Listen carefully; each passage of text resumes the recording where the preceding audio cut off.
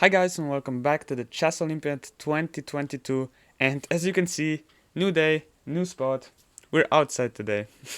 So today Arjun played against Dominguez Perez and he absolutely destroyed him. So let's just take a look at that.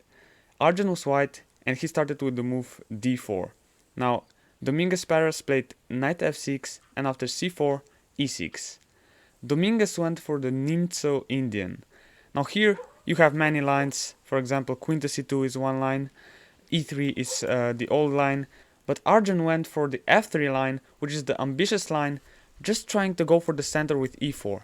Now the drawback of this f3 move is that you're basically not developing any of your pieces. But okay, this is just all theory here. He played d5 and after a3 black just went back. Now probably better is to just take on c3 and give up the bishop pair, but give white some worse pawn structure. Here you could play something like c5, just striking in the center. But okay, Dominguez went for bishop to e7, and now after e4, just striking in the center, having the full center, he took, and when he recaptured, just of course c5. You have to do something about this pawn center here, because it's really too strong.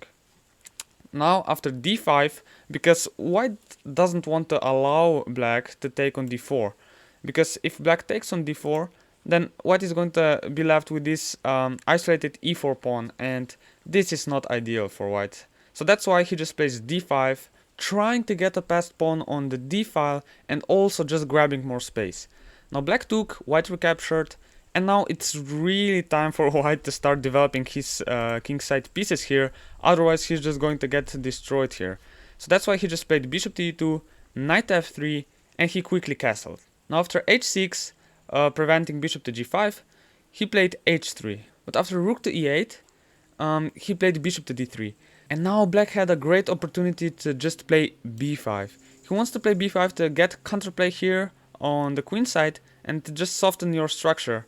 The point is that if you take here, well, this pawn is defended like 2 times by your bishop and your knight, but his idea is to play c4. Now, it seems really ridiculous, but it's actually okay, because after white takes on c4, you can just take on h3. It's a very interesting line, and the point is that if you take back, then he has this move queen to c8, attacking your bishop, and secondly attacking this pawn. And he has just opened your king, and if you try to defend your bishop, the point is that he just takes the pawn, and okay, he sacrificed a piece, but your king is out in the open, and black is already better. And if you're not careful, if you play something like a4, he's going to play bishop to c5, and now what are you going to do? Your king is kind of mated here, and if you play rook to f2 to block this, he's just going to take, play knight to g4, everything with check, and now queen to g3, and mate on the next move. So it's really dangerous for white here. This position, you don't want to get into this kind of a position. So that's why after queen to c8, you just have to play king to g2 and give the bishop back. And now if someone is better, it's probably black, because it's quite dangerous and your king is out here in the open. But Dominguez didn't play b5. After bishop to d3, he just played knight to d7, and this gives white the opportunity to play a4 to stop these b5 ideas that black has. Now, after knight to f8, he played b3, and after bishop to c7, rook to e1, just going for that open file. And now black just takes the rook, white recaptures, and he plays queen to d6. Now this is probably not the best move, because after knight to e2, you can see that the bishop to f4 will come and will attack the bishop, the queen and the bishop. So he just moved the queen to e7, and now still bishop to f4, just developing the bishop. And now he exchanges everything, leaving white with this open e-file and also with a passed d pawn. This is also very important. This pawn is going to be dangerous and it's going to decide the game at the end. Also, white is ahead in development. So here, black played the bishop to d7, just developing the bishop, and now a5. This is a really nice move because it fixates these pawns and they are not going to be able to move, and white is going to attack them easier because if you don't play a5, then maybe black will play something like a5 himself, or even b6, and he's going to try to hold that position. But after a5, you're taking even more space, and let's say this pawn on c5 also can't be defended by a pawn anymore because the b6 square is protected. Now black played rook to e8, and okay, white moved out of the way. He doesn't want to exchange rooks right now. First he plays a knight to e2 and king to f2, and only now he decides for the rook trade.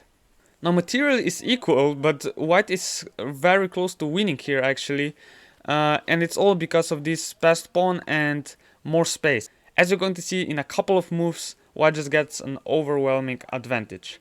So now he just moves closer to the center with the king, which is what you always want to do.